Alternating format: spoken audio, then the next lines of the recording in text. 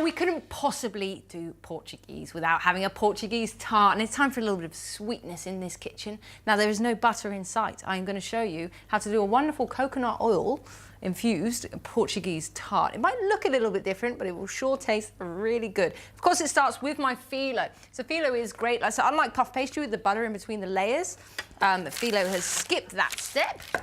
Nice. So what we're going to do here, as if you do have extra as well, just make sure you've got a wet tea towel just to keep it all like nice and gorgeous. So if you just want to grab a knife, and I just want you to score, that's it, yeah.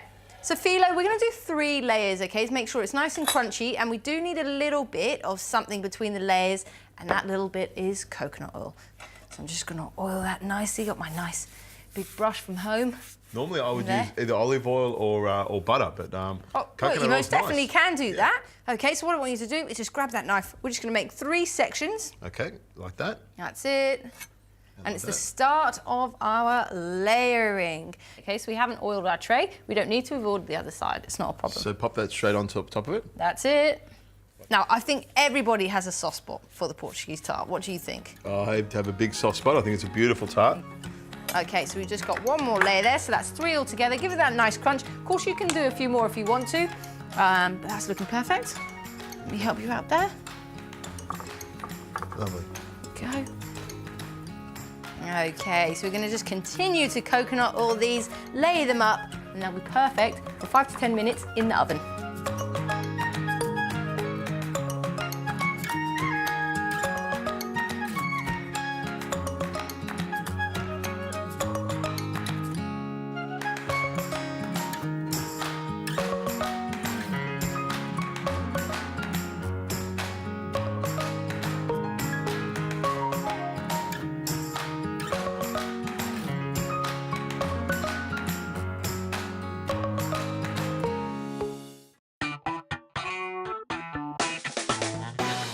Okay, 5 to 10 minutes, absolutely perfect. Nice. Gorgeous and crunchy, the phyllo. Doesn't take long at all and so versatile.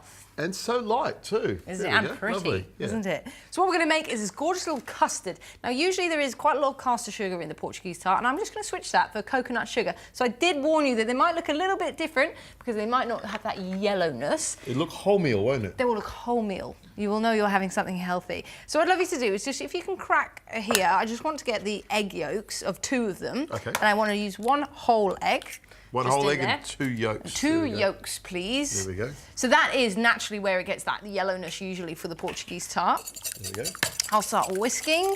So if you just grab that coconut sugar, and we're just going to add that in there, lovely. So if you actually want to keep mixing there, I have this gorgeous vanilla bean paste. So you could use essence if you want, but I really love this because those lovely seeds still come out.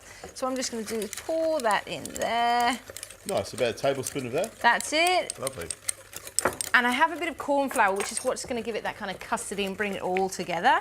A bit of corn flour, great mixing. Nice. You like that mixing? Yeah, lovely mixing. Oh, I've got it everywhere. My goodness. Yeah. So I need a little bit of almond milk. Now, we know I like almond milk because there is so much lovely protein in that gorgeous nut milk. Nice alternative to dairy. We could just use regular milk if we wanted to. And it looks wholemeal as well, so it must be good for you. There we go. It does. So 600 ml I'm going to do of that one. Nice. In we go like that. Now, I love custard. I really, really do.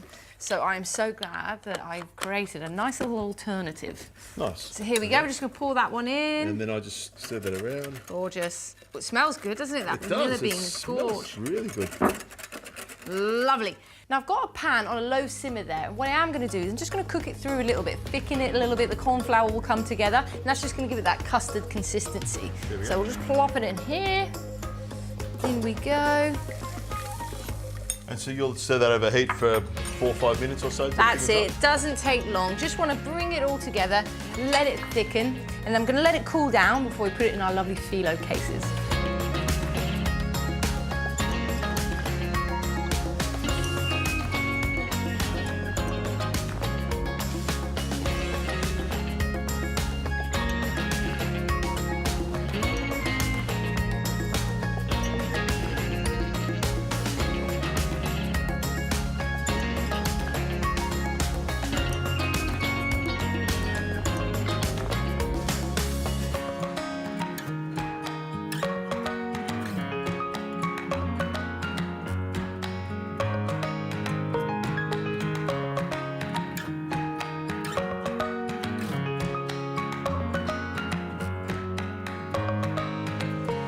Take a look at these. So we let the custard cool just into the fridge for about minimum 30 minutes because I know you want to get your chops into it. Now, get my chops get your into it. chops That's an interesting. Into it. There we go. Right. Now I know it doesn't look like the traditional, but of course I've used the coconut oil, the coconut sugar. I've made it a little bit healthier. Now, if you're going to hold it while I'm going to dig into it, you're going to need both hands because once I start, it's quite service here, isn't it'll it? just go everywhere. So you just grab that one. So I'm just going to pull that apart. The custard's there. Now it doesn't look like a regular Portuguese custard because it would normally go through the oven and have that nice glaze look on the top of it.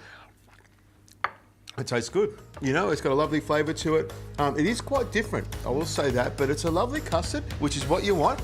And the pastry, let me have a look at that. The crackle of Fillo pastry, and you know I love Fillo pastry, don't you? Now just have a little crackle of that. It is, I mean, it's a little bit of the healthier version, you know, instead of puff pastry, but... The coconut really works. I do like the coconut. It's a lovely sort of summery flavour to it. I really like that. I'll put a little bit of custard on top of that Fillo pastry. I'll try them together. You know what, Rosie? I think you've done a great custard tart. I'm just busy consuming it. It's absolutely delicious.